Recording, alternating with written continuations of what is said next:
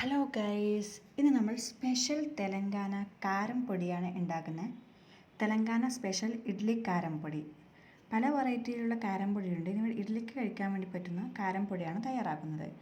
അപ്പോൾ സിമ്പിളായിട്ട് വളരെ എളുപ്പത്തിൽ നമുക്കിത് തയ്യാറാക്കി എടുക്കാൻ വേണ്ടി പറ്റും. ഹോട്ടലിലൊക്കെ കഴിക്കുന്ന പോലെ നമുക്കിത് ഇഡ്ഡലിയുടെ കൂടെയോ വേണമെങ്കിൽ ദോശയുടെ കൂടെയോ കഴിക്കാം. അപ്പോൾ ഇതിൻ്റെ റെസിപ്പി എങ്ങനെയാണെന്ന് നമുക്ക് നോക്കാം. അപ്പോൾ ആദ്യം തന്നെ ഈ റെസിപ്പിക്ക് വേണ്ടിയിട്ട് കുറച്ച് കറിവേപ്പിലയാണ് വേണ്ടത്. ഒന്നോ രണ്ടോ തണ്ട് കറിവേപ്പില നിങ്ങൾക്കിതിന് വേണ്ടി എടുക്കാം. അതൊരു പാനിലിട്ടിട്ട് ജസ്റ്റ് ഒന്ന് ഫ്രൈ ചെയ്യാം. പിന്നെ ഇതിലേക്ക് ആവശ്യത്തിന് ഓയിൽ, കോക്കനട്ട് ഓയിലോ സൺഫ്ലവർ ഓയിലോ നിങ്ങൾക്ക് ഇഷ്ട ഓയിൽ ഒഴിച്ചിട്ട് അതുകൂടെ ഒന്ന് ജസ്റ്റ് ഒരു 1-2 മിനിറ്റ്സ് ഫ്രൈ ചെയ്തെടുക്കാം.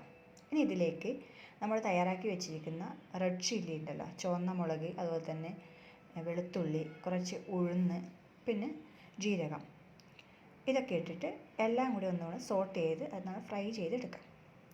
നിങ്ങൾക്ക് എത്രയാണോ എരിവ് ആവശ്യം അതിനനുസരിച്ചിട്ട് നിങ്ങൾ ചുവന്ന മുളക് എടുക്കണം. ഉഴുന്നൊക്കെ നന്നായി ബ്രൗൺ കളർ ആകുന്നവരെ നമ്മളിങ്ങനെ ഫ്രൈ ചെയ്തെടുക്കാം. ഇപ്പോൾ ഏകദേശം നന്നായിട്ട് ഫ്രൈ ആയിട്ട് വന്നിട്ടുണ്ട്. ഇനി ഒന്ന് തണുക്കാൻ വേണ്ടി ഒരു 5 മിനിറ്റ് നേരത്തേക്ക് മാറ്റി വെക്കാം. ഇനി തണുത്തതിന് ശേഷം നമ്മൾ ഇതെല്ലാം കൂടി ഒരു മിക്സിയുടെ ജാറിലിട്ടിട്ട് പൊടിച്ചെടുക്കാം. നന്നായി ഫൈൻ പൗഡറായിട്ട് വേണം പൊടിച്ചെടുക്കാൻ.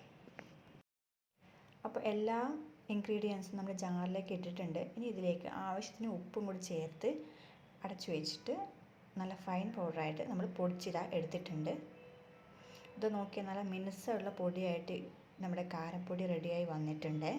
പേര് പോലെ തന്നെ ഇഡ്ഡലി കാരപ്പൊടിയാണല്ലോ, അപ്പോൾ നമുക്ക് ഇഡ്ഡലിയുടെ കൂടെ കഴിക്കാവുന്നതാണ്. അപ്പോൾ നമ്മൾ ഇഡ്ഡലി എടുത്ത ശേഷം നമ്മുടെ കാരപ്പൊടി 1 സ്പൂൺ ഇട്ട് കൊടുക്കാം. ഇനി ഇതിൻ്റെ മുകളിലേക്ക് 1 സ്പൂൺ നെയ്യ് ഇഷ്ടമില്ലാത്തവർക്ക് ഓയിൽ വേണമെങ്കിലും എടുക്കാം കേട്ടോ. ഇവിടെ നെയ്യാണ് ഒഴിക്കുന്നത്. 1 സ്പൂൺ നെയ്യ് കൂടെ ആ പൊടിയുടെ മുകളിൽ ഒഴിച്ചു കൊടുക്കാം.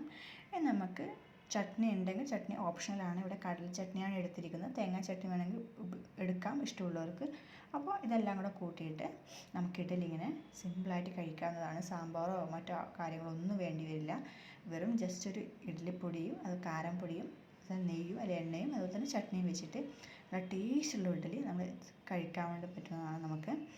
അപ്പോൾ തെലങ്കാന സ്റ്റൈൽ, ആന്ധ്ര സ്റ്റൈൽ ഈ കാരം പൊടി എല്ലാവരും ഒന്ന് ട്രൈ ചെയ്ത് നോക്കിയിട്ട് കമൻറ്റ്സ് പറയണേ. അപ്പോൾ കൂടുതൽ വീഡിയോകൾക്കായി ചാനൽ സബ്സ്ക്രൈബ് ചെയ്യാൻ മറക്കല്ല കേട്ടോ. അപ്പോൾ താങ്ക്സ് ഫോർ വാച്ചിങ്.